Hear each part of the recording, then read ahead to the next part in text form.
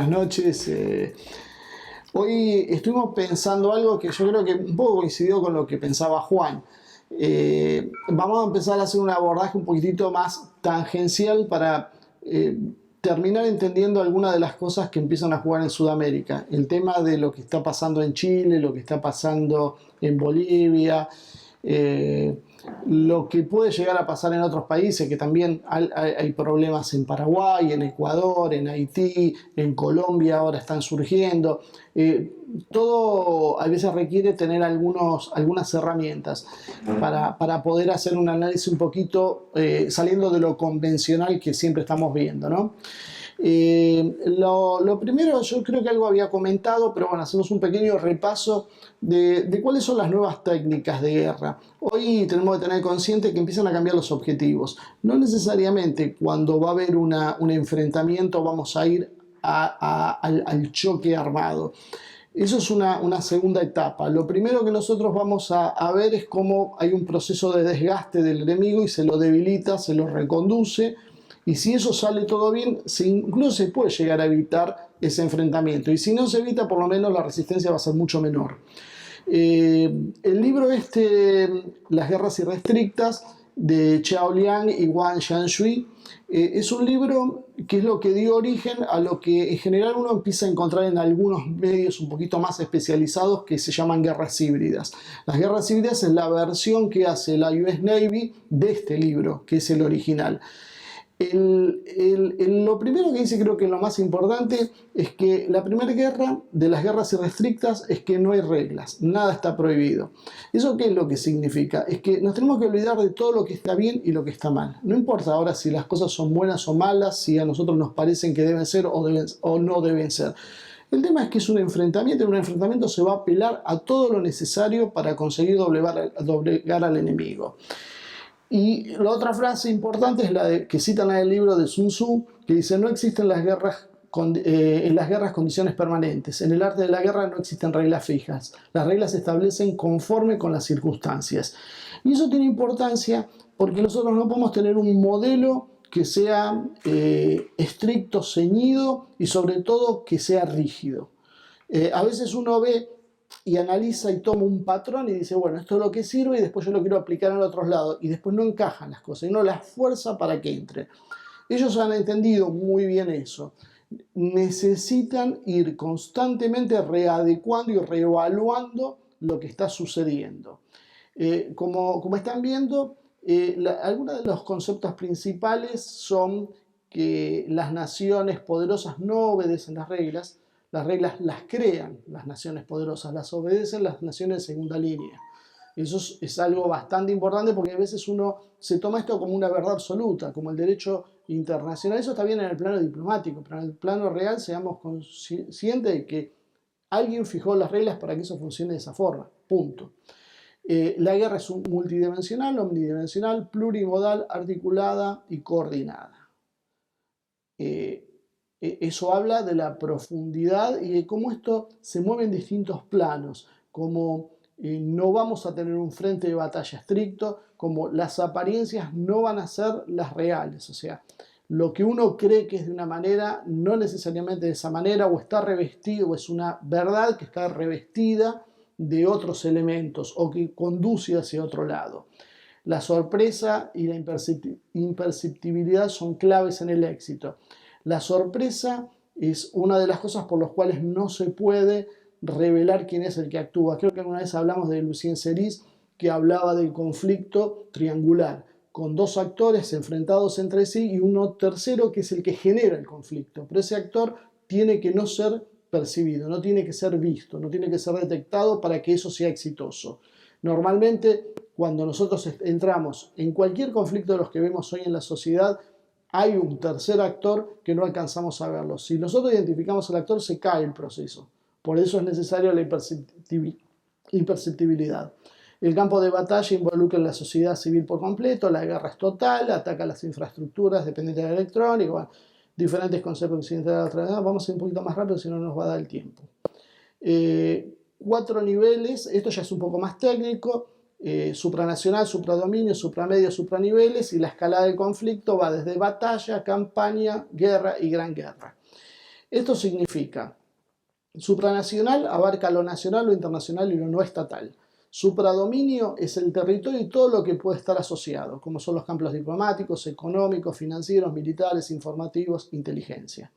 Supramedios es el ataque a la retaguardia del enemigo, cuando se hacen ataques selectivos, presión sobre los familiares, en este caso de los soldados, pero pueden ser de los políticos que vayan a tomar decisiones o de los hombres de negocios, el uso de herramientas psicológicas, culturales, tecnológicas como armas de destrucción, independiente de para qué originariamente hayan sido concebidos. Y supraniveles, porque la guerra se hace a través del empleo combinado de medios. Omnidireccional, la guerra no está limitada a utilizar los medios que están a su alcance, no distingue entre civiles, fuerzas irregulares y regulares, todo es un conjunto, se sincronizan los elementos, lo cual no significa que vayan todos a la vez, pero sí que actúen en forma coordinada. O sea, la entrada de los distintos actores en el conflicto puede ser a distintos tiempos, pero sí tienen un patrón a respetar. Los objetivos son limitados. Normalmente este tipo de guerras, que es las que estamos empezando a ver, no persiguen una amplitud de conflicto, sino que se focalizan en un punto. Las medidas sí son ilimitadas, se utilizan todas las medidas necesarias para poder vencer al enemigo, asimétrica porque se detectan los puntos más débiles del enemigo y cómo conseguir una supremacía de fuerzas en el lugar. Esto se puede entender tanto desde el punto de vista militar como desde el punto de vista cultural, por ejemplo. Uno ve una falla en la estructura social del enemigo y uno vuelca todos los esfuerzos en el punto más débil.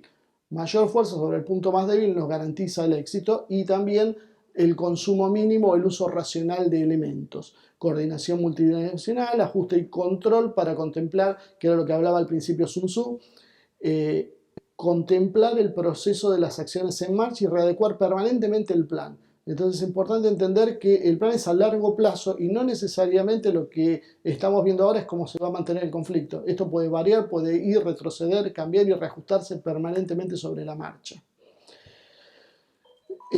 Las facetas, las más importantes que marqué acá, guerra cultural, que incluye, y creo esto es lo que después vamos a ahondar en la charla que va a dar Azul, es el control de los puntos de vista culturales de la nación que está bajo ataque. Guerra contra las drogas, que tiene distintos puntos de ataque, porque la guerra contra las drogas erosiona la estructura social, pero a la vez también produce recursos para desestabilizar, genera bandas, tiene muchos planos de acción. De ayuda económica, esta la conocemos muy bien nosotros, que te ayudan económicamente para sujetarte, ambiental, que te destruyen los recursos naturales, eso lo hemos visto por ejemplo en Cuba, cuando les hacían las plagas para disminuir la calidad de la producción alimentaria, la guerra financiera, guerra de leyes internacionales, guerra mediática. No, yo digo, lo estoy haciendo todo muy rápido para poder cerrarlo, si no se nos va a ir muy lejos. Guerra de Internet, que ahí empezamos a ver un poco con borrosa también el tema del 5G de China, porque eso garantiza un cambio en la estructura productiva del mundo y quien controla ese cambio controla el proceso, y China lo está haciendo con el 5G, Estados Unidos no tiene forma de controlar eso, por lo tanto tiene que controlar lo único que tiene a su alcance, que son las fuentes de litio, que era lo que estábamos hablando más temprano. La guerra psicológica, que domina la percepción de las capacidades de una nación. Cuando decimos, este país no tiene remedio, nosotros somos así, esto no va a funcionar nunca. Bueno, eso es parte de la guerra psicológica. Desde afuera te van generando esa sensación de impotencia. Guerra de recursos, guerra de contrabando, guerra de tecnología. Vamos a seguir un poquito más adelante. Lo que decía antes, las guerras híbridas, que es una simplificación que realizó la US Navy de los conceptos de las guerras científicas, que es lo que estamos viendo antes. Y acá, uno de los objetivos que tienen estas guerras híbridas es llegar al punto de la guerra molecular. La guerra molecular, yo acá puse 5 puntos que son los más importantes. Son los enfrentamientos sociales, desaparición del Estado como tal, aparición de bandas, justicia por mano propia y microviolencias. Esto parece lejano, pero esto es lo que termina pasando y lo que empezamos a ver en Chile, por ejemplo. Ahí lo tenés clarito, el Estado se retira, entonces ¿qué pasa? Por ejemplo, viene alguien a saquear, que no sabe ni siquiera quién es. Normalmente son bandas que andan dando vueltas, que se suman al descontrol. El que lo organizó, probablemente, que pertenece a una fuerza de inteligencia, no es el que va a ir a saquear. A lo sumo alguna vez del puntapié inicial, después lo deja hacer porque sabe que hay elementos en la sociedad que van a desestabilizar y van a continuar el proceso. Lo mismo sucede con el tema del narcotráfico. El narcotráfico controla zonas donde la policía no entra, las barras de fútbol, todo eso es parte de lo que son las guerras moleculares, que van creciendo en intensidad y están relacionados con la violencia cotidiana. Cuando vos vas con un auto y te cruzó alguien el auto, te lo rozó y vos te enojaste y te bajaste y se agarraron a trompadas, estamos viendo parte de esas guerras. ¿Por qué? Porque ya es un ciudadano enfrentado con otro por un tema menor, pero no importa, la carga de estrés que está sufriendo ese ciudadano desata ese conflicto, que son las microviolencias. Todo eso va generando una desestructuración del país que puede tener distintos objetivos. Uno puede ser directamente quebrar la nación y fragmentarla en otros procesos, en otros países menores, porque a nosotros nos parece que toda la vida la Argentina, hace 200 años que tiene más o menos la misma frontera, esto para siempre. No, no es para siempre. Si nos fijamos a lo largo de la historia, los estados se parten, se reparten, cambian, aparecen y desaparecen.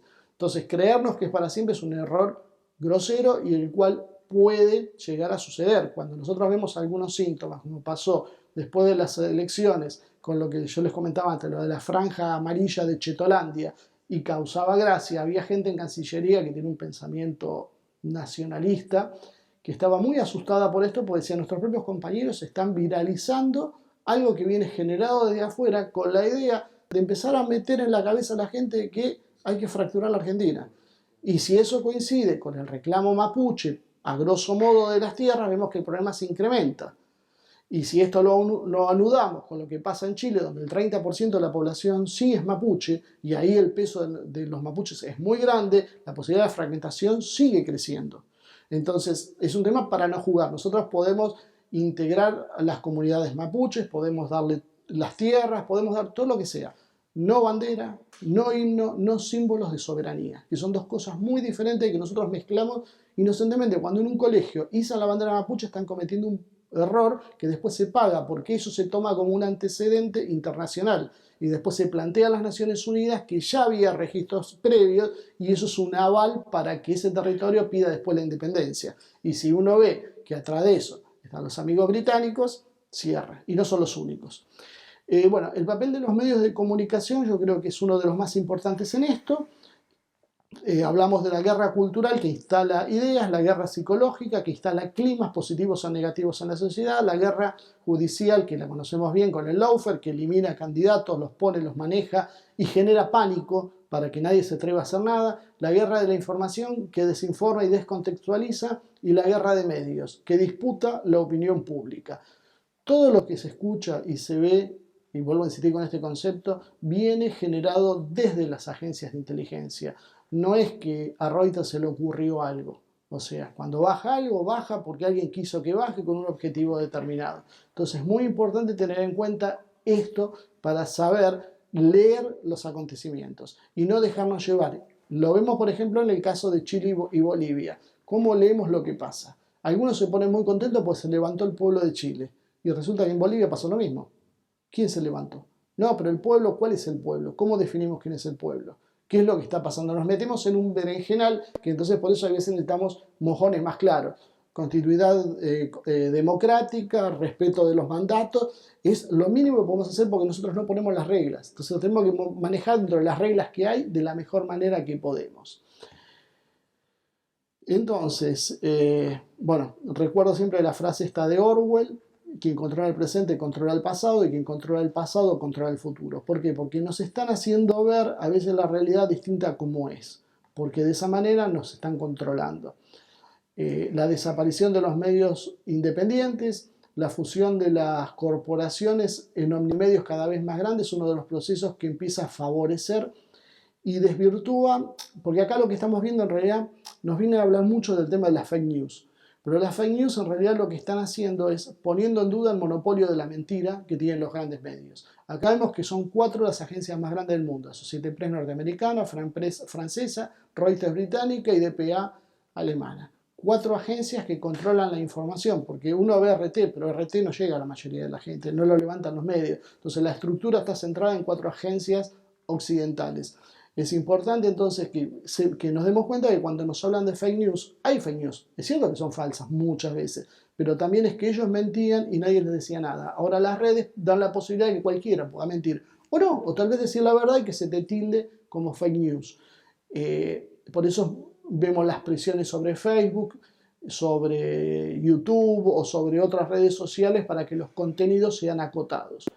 Las nuevas formas de comunicación de Internet multiplican las posibilidades de dialogar entre la gente y generan también, contra la gente asociada, bloquean la aparición de nuevas ideas y generan, que esto es lo más importante, me parece, mucha agresividad.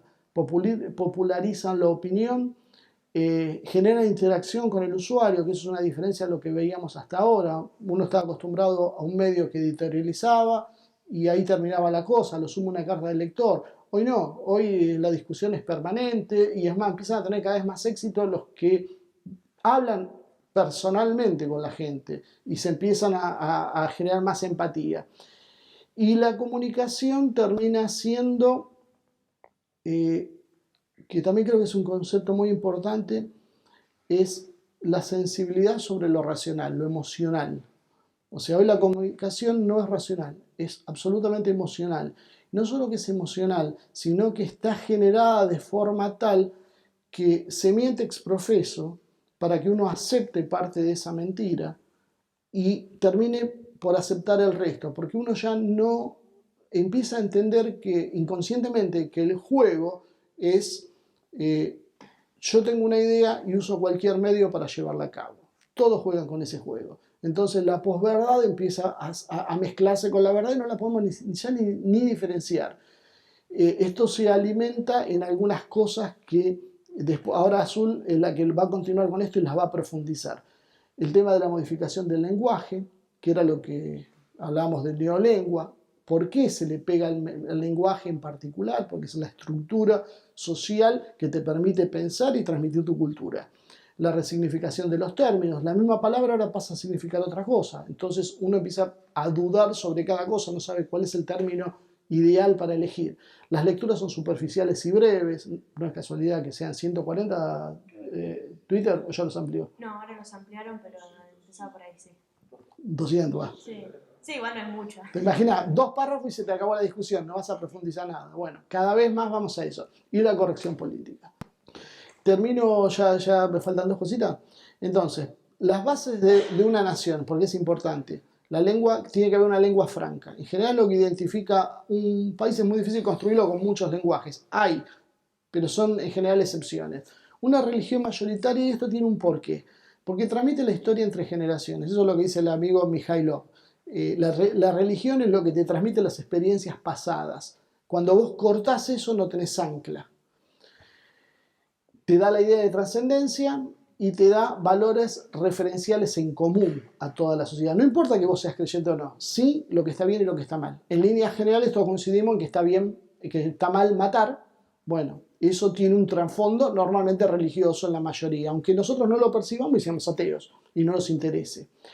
Las tradiciones culturales, las referencias territoriales, en los países antiguos la etnia predominante. Aclaro los países antiguos porque hay una diferencia. Nosotros acá no podemos hablar de etnia, nosotros somos una mezcla de etnias, toda América es una mezcla, en distintas proporciones, porque encima hablamos de pueblos originales, y los pueblos originales a su vez son otra mezcla de distintas tribus, son todas mezclas. Ahora uno ve un japonés, el japonés tiene 40 generaciones arriba de japonés y las tiene anotaditas en un libro, toda su generación. Entonces ahí es otra cosa, ahí sí hay una etnia. Entonces cuando uno ve cómo piensa un japonés, un coreano, un chino, un indio, estamos hablando de una categoría que a nosotros nos es totalmente ajena. Por eso nosotros recibimos mejor y no tenemos tanto problemas raciales ni de integración. Nuestros problemas son mínimos en general con lo que pasa con otros. Y cuando pasa esto en países multirraciales como es Estados Unidos, más bien responde a una minoría que sí viene con esa estructura de pensamiento étnica, en el caso anglosajona, que rechaza a otro y que ve como pierde el control del país en base a un crecimiento superior de los demás. Tiene una referencia territorial marcada, las fronteras obviamente, y entonces acá es donde vemos el proceso de lengua, se lo ataca con lenguaje inclusivo y anglicismos que van destinando permanentemente. Por algo los franceses son muy reacios a aceptar palabras nuevas, la legislación, viste, que te bloquea los nombres comerciales, la religión mayoritaria, ¿cómo se lo ataca? En general, más allá del tema de promover el tema de ser agnóstico, ateo y ridiculizar al creyente, lo que se está usando ahora y está dando más resultado es el tema de bajar sectas evangélicas, algunas en la Argentina, por ejemplo, en Brasil, en América Latina, o las takfiríes, o los musulmanes, que son sectas precisamente violentas que no responden al Islam original, pero sí sirven para generar y para degradar al resto de los musulmanes. La transmisión histórica entre generaciones, que hablamos antes, que produce una ruptura familiar y comunal. Si hoy vemos el 30%, 35% ya de los habitantes de la ciudad de Buenos Aires viven solos. O sea, la ruptura ya es un hecho, ya los departamentos se permiten hacer 18 metros cuadrados, están preparándote para que seas un individuo y no más un ser humano integrado con el resto. Bueno, la idea de trascendencia choca con lo que es materialismo, hedonismo, individualismo, las tradiciones culturales con las nuevas culturas globales falsamente integradoras, y la comunicación sensible choca con lo racional. Y después vemos, bueno, la modificación del lenguaje, como decíamos, resignificación de términos, lectura superficial breve y corrección política como los 4 ejes tal vez más importantes. Entonces, acá vamos a terminar la primera parte de la charla, la segunda parte ahora la va a comenzar Azul.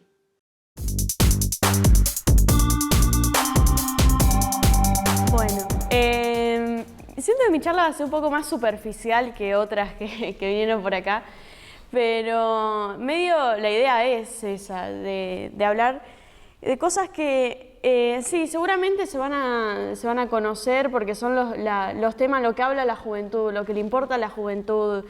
Y por un lado sí, después hay que ver a qué tipo de juventud le importa realmente, pero bueno, la idea es entender de lo que se está hablando, porque hoy se están haciendo muchas políticas en base a esto y hay mucha gente que en realidad no sabe a qué le está diciendo que sí o que no. O sea, la idea no es ahora es presentarlo, la idea es presentarlo todo lo más objetivamente posible, después cada uno decidirá si está a favor, en contra y toma lo que toma, pero son cosas que existen y bueno, empezamos. Ahora hay un movimiento bastante grande por el medio ambiente, por los animales. Ahí se juntan desde el veganismo hasta el tema de la liberación animal, el movimiento por el cambio climático. Después vamos a hablar de identidad, donde ahí entran todas las identidades sexuales, la teoría queer, el feminismo, el activismo gordo, el movimiento negro, el indigenismo, que algo había mencionado él. Y después contramovimientos que no digo que nacen gracias a estos, pero sí capaz crecen o se fortalecen a partir de la crítica a los anteriormente mencionados. El libertarismo, por ejemplo, no me voy a meter en la teoría política económica porque no es el punto ahora. Es más que nada ver cómo se fortaleció hoy. Bueno, y hablando del cambio climático, del medio ambiente, por ejemplo, hace unas semanas la teníamos esta chica por todos lados, esta es Greta Thunberg, habló en las Naciones Unidas, ella empezó una campaña de Fridays for the Future, donde a nivel global los chicos faltaban a clase los viernes para ir a protestar.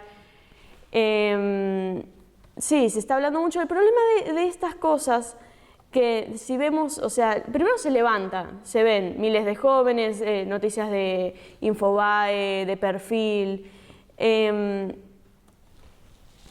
Lo que pasa con esto es que a veces de nuevo, es superficial, parece superficial hacerlo, porque es una realidad que hay un problema de contaminación, hay una realidad que hay un cambio climático.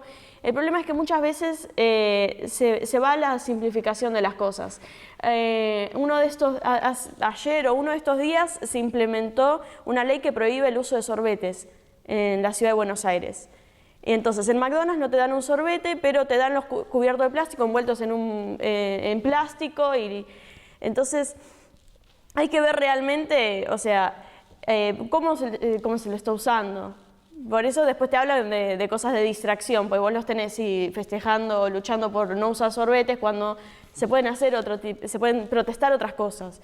Y después con el veganismo, o sea, ya es un movimiento que tiene años y que de nuevo, o sea, la discusión de si es más sano o no, o la ética, queda para otra discusión. Hoy es realidad que con todo lo del medio ambiente también están creciendo. Hace un par de meses hubo, por ejemplo, fue muy gracioso un poco, el tema de veganos que se entraron en la rural e interrumpieron a protestar y los gauchos los sacaron. Sí.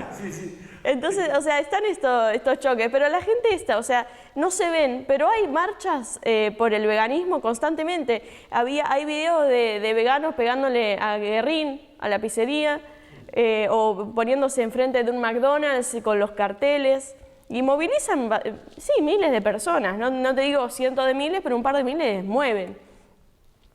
Y eso me lo quería pasar más por arriba porque después hay otros que estos son temas que algunos dirán son pavadas, otros dirán son temas muy importantes. Vamos a establecer bien los términos. Se habla mucho ahora de identidad de género, se habla de orientación sexual y se habla de rol de género. Todo esto forma lo que es la identidad sexual.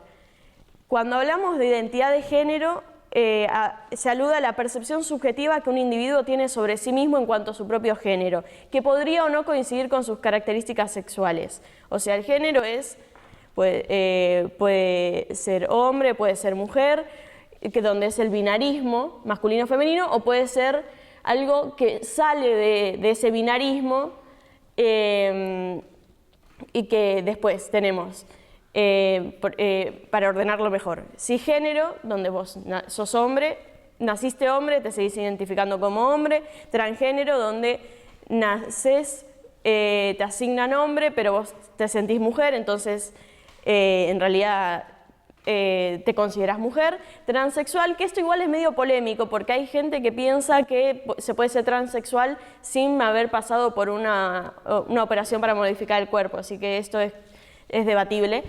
Y después sí, esto del tercer género o el salir de lo binario, podés no ser hombre y no ser mujer, o podés ser hombre y mujer al mismo tiempo, o podés ser hombre y después mujer y después volvés a ser hombre.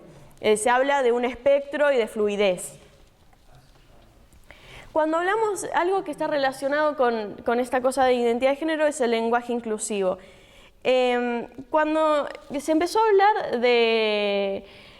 se empezó a cuestionar el lenguaje español acá en Argentina en los años 70, en el 73, si no me equivoco, por una mujer, que me olvidé de poner el nombre, pero después lo voy a buscar. Pero no, recién en los últimos años se empezó a instalar más. Lo que tiene es que hoy en día se busca como, bueno, todos no incluye a las mujeres, todas no incluiría a los hombres, entonces buscamos un todes, que es un terreno neutral. Lo que pasa es que el reclamo real de los que realmente están buscando usar o sea, la teoría detrás del lenguaje inclusivo viene por integrar a las identidades no binarias, porque se habla de que cuando vos decís todos, o cuando hablan el todos y todas para incluir, es un reduccionismo donde no permitís la existencia de identidades más allá. Entonces, como es un espectro y hay tantas identidades como personas en el mundo, necesitamos algo que los integre. Yo intenté buscar números sobre cuántas personas están así fuera del espectro binario. Uno de los pocos lugares que tenían datos es la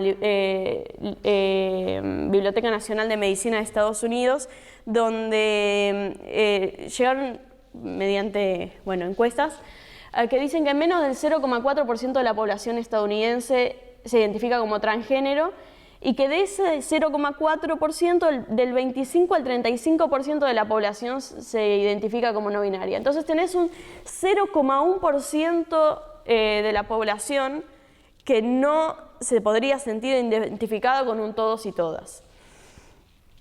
Y esto en Estados Unidos, hay que después trasladarlo a cada país, que debe variar. Y hecho por organizaciones progénero. Guarda con ese detalle. Sí, no, esto no está hecho por alguien en contra de nada. Después pasamos a la orientación sexual. Esta es la atracción que uno siente por otro. Y ahí es cuando empezamos con sí, heterosexualidad, homosexualidad, bisexualidad, me gustan los dos géneros, asexualidad, no me gusta ningún género, que no es lo mismo que romanticismo, porque el asexual, que puede no sentir atracción sexual, puede sentir sentimientos románticos por otro y al mismo tiempo puede disfrutar del acto en sí sin sentir atracción sexual. Después tenés pansexualidad, que es muy similar a polisexual, donde incluye a todos los géneros en el medio entre hombre y mujer. Rol de género.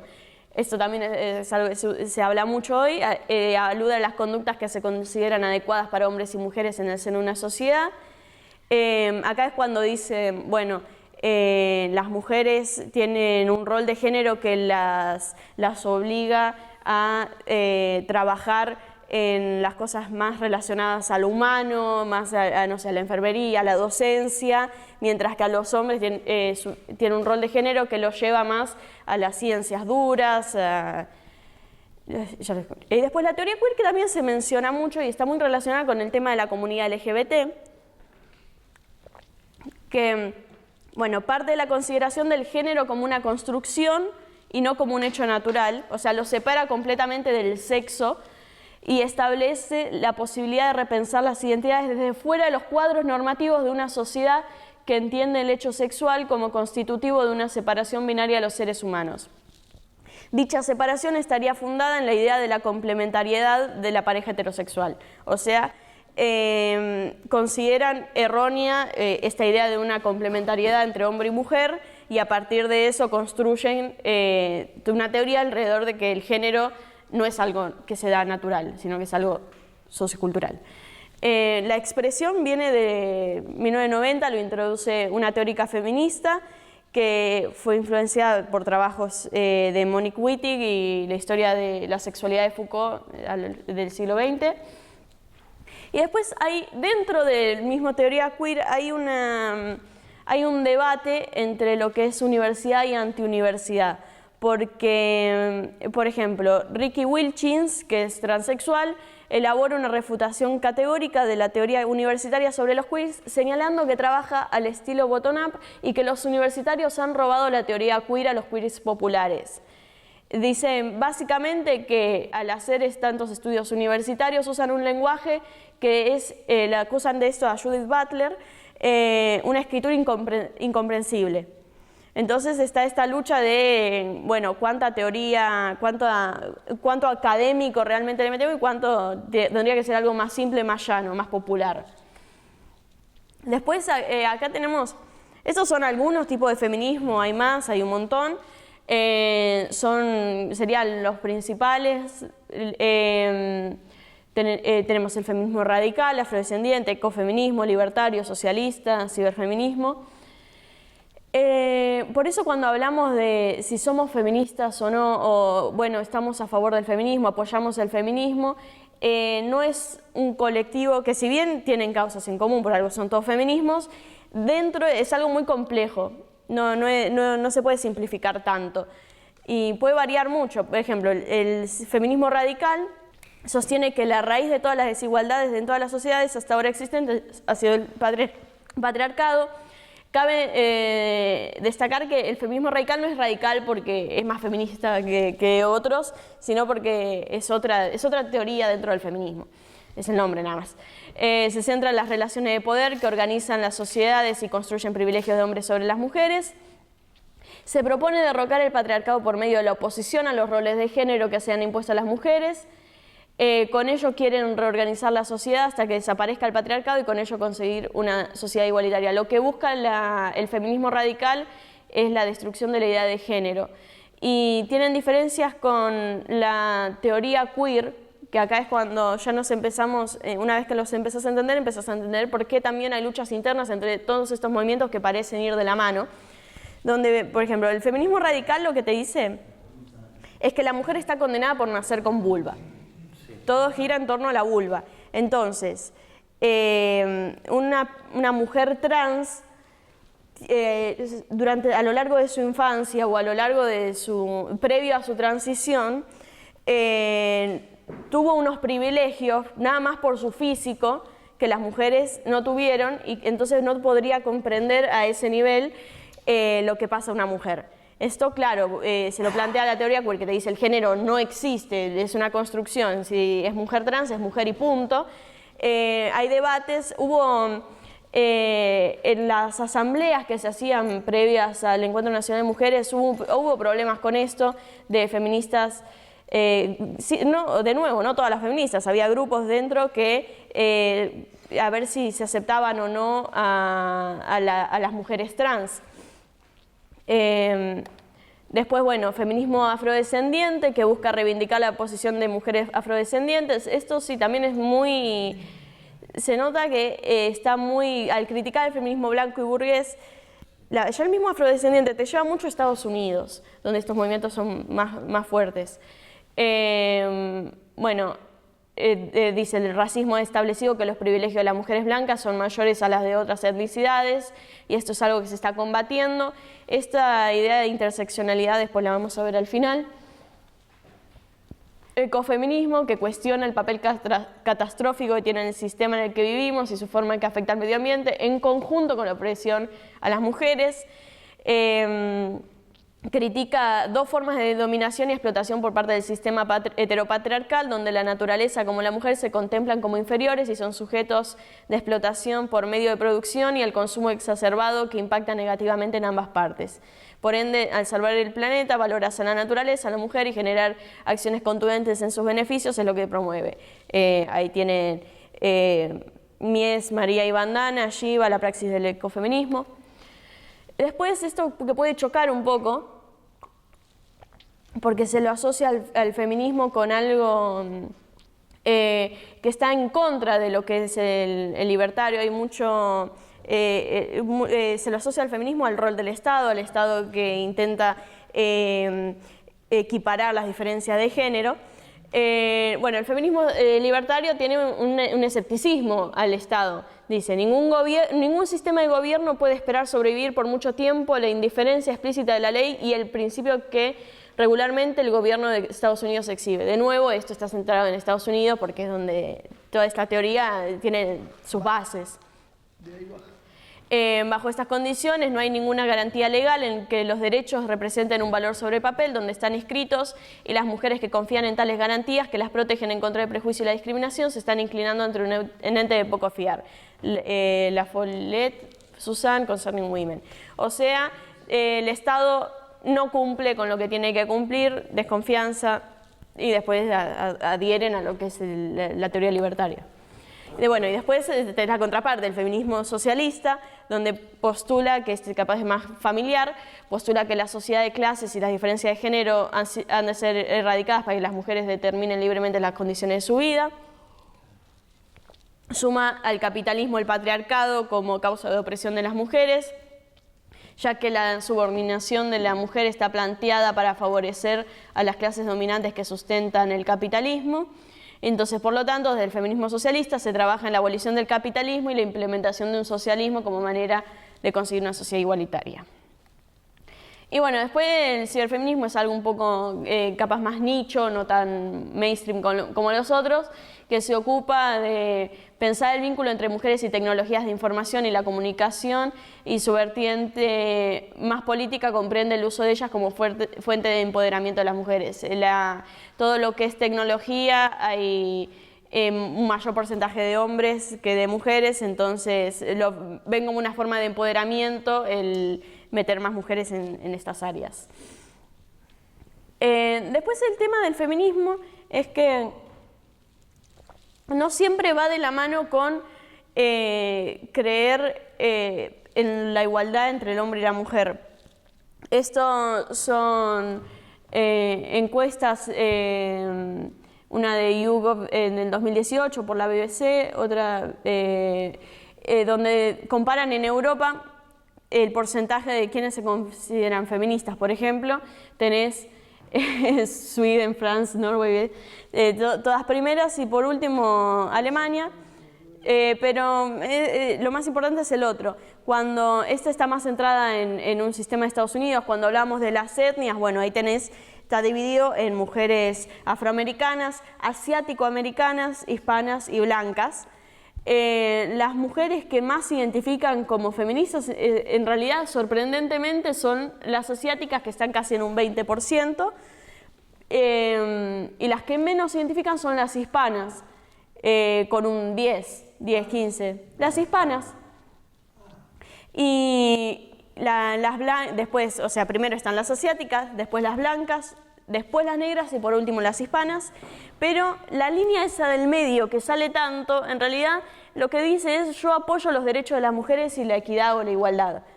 O sea, hay una disonancia entre los que apoyan eso y los que se identifican como feministas. Y después, el no me identifico como feminista, hay un porcentaje mayor en las blancas, que eso también me sorprendió, que en las asiáticas y bueno, las negras y las hispanas. Pero a mí lo que me llamó mucho la atención es precisamente esta diferencia entre, sí, yo creo que las mujeres y los hombres tienen que las mujeres tienen que tener los mismos derechos que los hombres, las mismas condiciones de vida, de trabajo, pero no me considero feminista. Y esto lleva a pensar un poco la forma en que el feminismo trabaja para traer mujeres. O sea, creo que es una conversación que se tendría que tener dentro del mismo feminismo, cómo podrían atraer a las mujeres que coinciden pero no se sienten identificadas.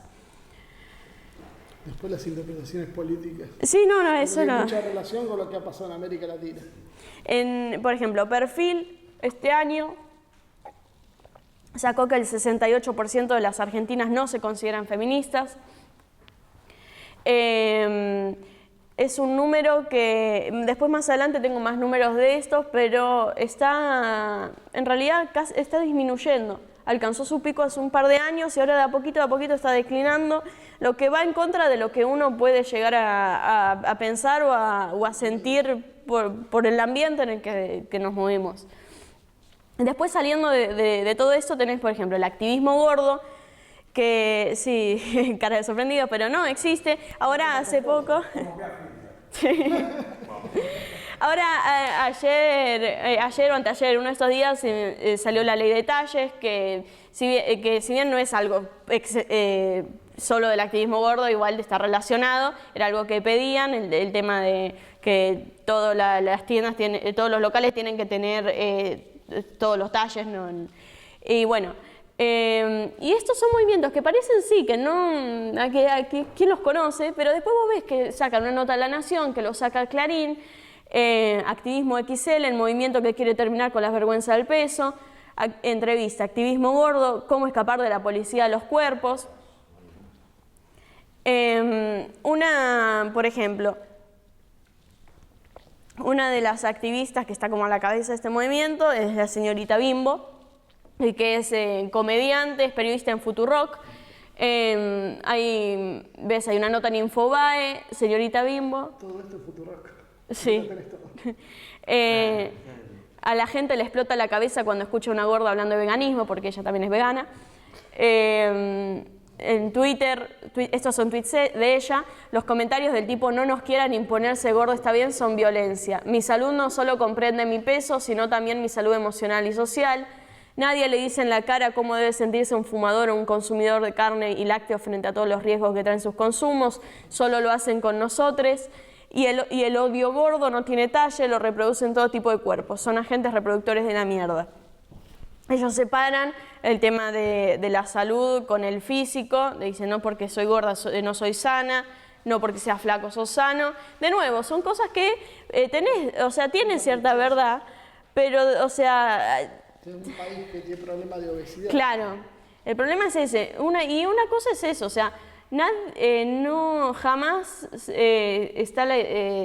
apoyaría o creo que la mayoría de la gente el ver a una gorda y decirle nada, o sea, discriminarla, nadie, si lo hace, no creo que, o sea, se dice que está bien visto, que nadie quiere estar con la gorda, y eso está mal, y eso me parece perfecto, el no discriminar a alguien por ser gordo, por ser gorda, o sea, pero tampoco, sí, es el típico discurso, tampoco promover la obesidad, pero cuando te hablan de separar la obesidad de la salud, una cosa es aceptar como uno es y otra cosa, y trabajar para estar mejor, que es algo que le corresponde a todo el mundo independientemente de su peso. Pero bueno, el tema es es la superficialidad con que lo hace, y de nuevo con el tema de la agresividad que hablaba él antes, porque es algo que con la excusa de estamos hartas, estamos hartos, estamos cansados, estamos enojados, yo creo que es contraproducente para ellos mismos, porque después, o sea, sí, capaz tenés razón de estar enojado, pero así no vas a lograr, o sea, no es inteligente políticamente hacer eso. Y bueno, el movimiento negro es un movimiento que hoy está creciendo en Argentina. A pesar de haber más asiáticos, más coreanos, más chinos que afrodescendientes en Argentina, hoy están creciendo a nivel, acá puse 2, por ejemplo, hoy el de abajo, Luis Yupanqui, ya tiene 18.000 seguidores, arriba Luanda Afro tiene menos, pero esa, o ese, porque creo que es no binaria, pues estuvieron, por ejemplo, en Ciudad Emergente, en la celebración que promueve la ciudad. Hacen muchas cosas con la ciudad. Estuvieron en el de Larreta. Lo que tiene este movimiento, además, es que los que están a la cabeza están muy metidos también en otros movimientos, o sea, hay muchos que no se identifican ni como hombre ni como mujer, hay muchos gays, hay muchas lesbianas, hay muchos, acá solo te puedo señalar a 2 que no están en el espectro, no son ni hombre ni mujer, y también hay mucha brasilera, hay mucho extranjero, hay mucho centroamericano. No, pero es que porque hay mucha brasilera, hay más porcentaje de brasileras negras y bueno, vienen acá, es natural. Justo acá no tenemos una, pero capaz por algún lado hubo alguna. Y algo que traen con ellos es mucho el tema de la apropiación cultural, la apreciación cultural. Esas son notas de Minuto 1, de Infobae, de Clarín, de La Nación, de Perfil, todos hablando de qué es la apropiación cultural. No son solo trenzas, qué es la apropiación cultural en La Nación, tenés en Clarín, insólito, un cambio de look de Ángela Torres generó polémica y fuertes críticas en las redes, ahora lo vamos a ver. Infobae, Carolina Herrera, apropiación cultural u homenaje. Minuto 1, ¿qué es la apropiación cultural? Perfil, nuevo delito progre, apropiación cultural, hablando de lo de Ángela Torres. Entonces, dentro de este movimiento tenemos el tema de la apropiación cultural, que es la adopción o uso de elementos culturales por parte de miembros de otra cultura. ¿Vieron las trenzas esas que se hacen las africanas? Yo no me las puedo hacer porque soy blanca y estaría apropiando la cultura de las negras. No me podría poner, no sé, un vestido tradicional chino porque estaría apropiando, pues esto no es algo exclusivo del movimiento negro, esto va para ellos hablan de personas racializadas, o sea, cualquier persona que no es blanca. Y después tenemos otras cosas, como el blackface, que hace referencia al maquillaje teatral. Esto viene de los años 50, 60 en Estados Unidos. Y después el blackfishing también es otro que intenta pasar por negro, una raza ambigua, o sea, es como, soy negro, soy blanco, no sabes, estoy como bronceado, tengo rasgos medio negros, pero lo que le critican es que decide sexualizar a la persona negra. Y acá hay algunos ejemplos. Por ejemplo, esto fue en el último BA Celebra Cultura Afro. En el escenario que suele pasar mucho hasta con otros países, cuando vas a ver a los chinos, vas a ver a los indios, vas a ver a los coreanos, hay algunas danzas o música que está hecha por argentinos que capaz no tiene nada con los coreanos, con los chinos, con los japoneses o los indios. También hay mucha danza india que hacen las argentinas y nunca hubo problema, pero ahora en el escenario podemos ver que hay muchas mujeres rubias, blancas, muchas rubias, con rastas, con trenzas y estaban bailando una danza africana. Entonces vos tenías abajo el cartel ese que dice apropiación cultural, lo están teniendo los chicos de la foto que mostré antes, que habían ido. Entonces estaban hablando de cómo estaban llorando, estaban muy angustiados por cómo les estaban apropiando. Lo que pasa es que tampoco es que subieron estas chicas a bailar en lugar de ellos. Después ellos tuvieron un lugar ahí, estuvieron cantando, estuvieron como estuvieron en Ciudad Emergente, el mismo show. La diferencia es que tuvieron que compartir el escenario con los opresores, desde su interpretación. Después tenés, bueno, lo que hablamos antes de Ángela Torres, esas trenzas rosas que se había hecho, la acusaron de apropiación cultural, tuvo que pedir perdón. A Lali Espósito la acusaron de blackfishing porque se sacó fotos, ahí la pueden ver, estaba bronceada, estaba con esos rulos, con un afro, y no se ve en la foto, pero ella tenía como una malla tiro alto, bien acá arriba, que decían que en realidad era más ochentosa la idea de la foto que intentar parecerse. Sí, pero bueno, de nuevo, igual ella no salió a pedir disculpas ni nada.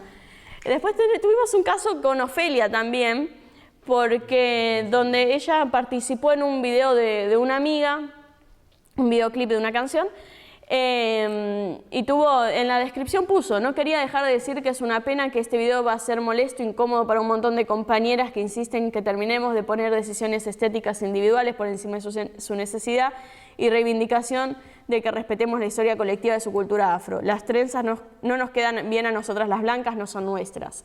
Por eso, o sea, cuando una legisladora ya está hablando de este tema, no es algo no es un nicho. Los que te hablan, por ejemplo, el chico de las rastas rojas que había dicho antes, te habla que, por ejemplo, no hay cultura blanca, los blancos no tienen cultura, la que tienen elementos sagrados, pero no tienen cultura blanca y después le corrigieron y dijeron, bueno, sí tienen cultura, pero es la cultura base, es la cultura dominante, entonces no se puede apropiar la cultura blanca, a lo sumo se asimila. Y bueno, después, saliendo un poco, empezamos a ver con el tema que habríamos hablado, es contra movimientos. De nuevo, el libertarismo tiene una historia ya, no es nuevo, pero hoy está creciendo bastante, sobre todo en los chicos jóvenes. Hay muchos chicos de 15, 20, 25, 30 años metidos en esto. El estereotipo, se ríen de los libertarios porque dicen que son chicos de secundaria con traje. Y bueno, como ya sabrán, es una filosofía política y legal. Te lo puse Esper, pero es verdad que después lo puse porque no se podía no poner, fue candidato a presidente, pero si hay quienes critican. Agustín Laje es alguien que se fortaleció, creció y a partir de criticar al feminismo. El tipo iba, empezaba a dar charlas en contra de por qué el feminismo estaba mal, en contra de por qué el aborto no tiene que ser legal, y a partir de ahí se ganó un buen seguimiento. Y bueno, levantaron a Milei también, esos son como los tres, la Santa Trinidad de los libertarios. Y ellos tomaron ideas de gente estadounidense. Estos algunos no serán conocidos, son gente polémica también. Tenés, por ejemplo, a Milo Yiannopoulos, que es griego, es gay. Bueno, es bloguero, estaba en Breitbart News hasta el 2017. También creció mucho con esto. Hacía lo mismo que hizo Laje. Laje aprendió de tomar cosas de estos. El tema de ir y hacer una conferencia, de si van a protestarle, agarrarse de esa protesta y explotarlo. Si lo censuran, de agarrarlo y decir me censuraron, a él le habían cerrado la cuenta de Twitter, robó con eso, estuvo años quejándose, sacaba un libro, le caía a alguien a protestarle, miren cómo me están censurando, y así creció y todavía sigue creciendo.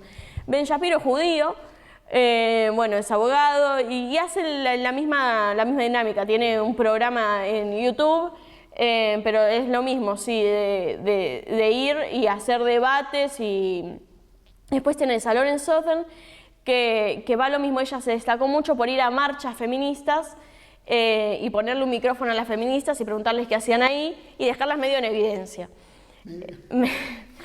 Después, o sea, cada uno tiene sus cosas. Sí, y ella ella también lo que después es claro, después ella también hay algunos que la acusa de ser supremacista blanca, porque a veces medio que pasa para el otro lado. Pero bueno, o sea, existen, es lo que decíamos antes, objetivo. Bueno, después el término incel, siento que hoy se tira bastante dentro del feminismo también, es una abreviatura de una expresión de involuntary celibate, celibato involuntario. Es una subcultura, es un grupo de hombres en comunidades virtuales donde dicen que son incapaces de mantener relaciones sexuales con una pareja, como sería su deseo. O sea, ellos quieren, pero como son, según ellos, ¿no? Como son feos, como no cumplen con lo que sería el ideal, las mujeres no quieren estar con ellos. Pero esto sí realmente llega a un nivel de misoginia, o sea, las odian a las mujeres. Las odian en serio, ¿no? En el fondo y arriba también. Sí. Después esto, sí, no, eso es despecho puro. Y hay videos y la verdad es interesante ver por qué les pasa esto. Y es precisamente eso, el tema de la división que se habla, el tema de la pelea entre ellos. Después tenés los de MGTOW, que es un grupo reducido, pero son grupos que existen, de hombres que siguen su propio camino, son de nuevo grupos formados casi exclusivamente por varones, que ostentan como principio evitar cualquier relación afectiva con las mujeres, ya que las consideran abusivas y basadas en el interés.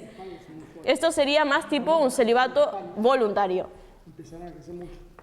Sí, porque se cansaron, dicen las mujeres solo traen desgracia, cualquier cosa que le hago me pueden denunciar. Sí, es un celibato voluntario este. Esto no es por feo, esto es porque los hartazgos. Sí, esto es por hartazgo. Y acá, también es polémico, el movimiento pro vida.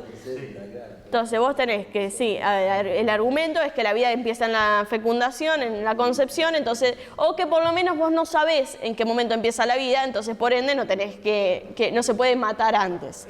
A nivel nacional, tenés un 50% de personas en contra y un 33% a favor.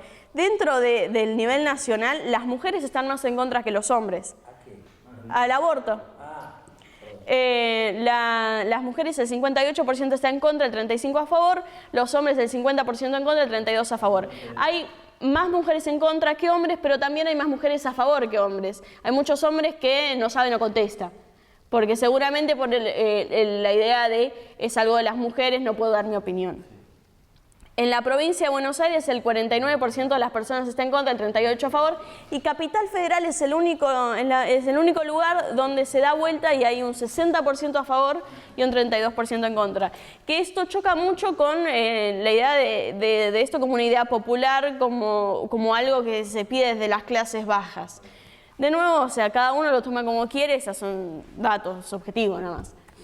Y bueno, sí, como decíamos, o sea, tenés manifestaciones, agrupaciones pro vida que movieron cientos de miles de personas también. Sobre todo se organizaron para el 2018, recién empezaron a organizarse. Hoy en día están muchísimo más aceitadas, todo cómo funcionan, quiénes son, y ya estamos, este es uno de los últimos temas. Y de acá, a partir del movimiento de pro vida también empiezan a salir los famosos influencers, pero también aparece esta idea de influencer pro vida. Por ejemplo, Victoria Pita, Belén Lombardi, en Twitter tienen más de 30.000 seguidores cada una. Y mueven, la verdad, bastante gente. Y como ellas hay varias con esos números o más todavía. Y después, obviamente, las implicaciones políticas. Con el pañuelo celeste, Amalia Granata con una banca de diputada provincial en Santa Fe. Por el partido Unite por la Familia y por la Vida. ¿Hubiera ganado Granata si no se ponía el pañuelo? Y después, bueno, para cerrar... todos estos movimientos, todas estas cosas que estuvimos hablando, se habla de lo que es interseccionalidad, que es un término que nace en los fines de los 80, es el estudio de las identidades sociales solapadas o intersectadas y sus respectivos sistemas de opresión, dominación o discriminación. Y lo que hace es introduce este cuadro donde, no sé si se van a llegar a ver, pero se habla de privilegios o normas sociales y abajo opresión. Arriba tenés generismo, o sea, el masculino femenino, sexismo, androcentrismo, o sea, el hombre, racismo blanca, eurocentrismo, orígenes europeos, heterosexismo, heterosexual, estabilidad económica, el rico o el económicamente estable, el capacitismo, cuerpo-mente normativo, ahí habla de capacidades tanto físicas como mentales, el educacionismo, todos ismos, el tema de tener título, la educación, el edadismo de la juventud, toma la juventud como algo positivo, clase alta y medio alta, la discriminación lingüística, anglófono hispanohablante, esto de nuevo siempre está relacionado mucho con Estados Unidos, el colorismo, el tema de la piel clara, el antisemitismo y el pronatalismo, el ser fértil. Y eso, si uno pone una regla y va de una punta a la otra, te ponen lo que oprime. Por ejemplo, el pronatalismo, el ser fértil, tiene una suerte de dominación sobre el ser infértil, o sea, en la sociedad está posicionado de forma que es superior al infértil. El heterosexual, bueno, toda la comunidad LGBTQI, el colorismo, el tener piel clara está por encima de tener piel oscura. La clase alta y medio alta sobre la clase baja, el ser hombre sobre ser mujer, ya lo venimos a ver. Y esto, o sea, por un lado, acá es cuando te hablan de interseccionalidad y cuando te dicen, bueno, como que lo más privilegiado es un hombre blanco, cis, heterosexual, con plata, anglosajón. Sí.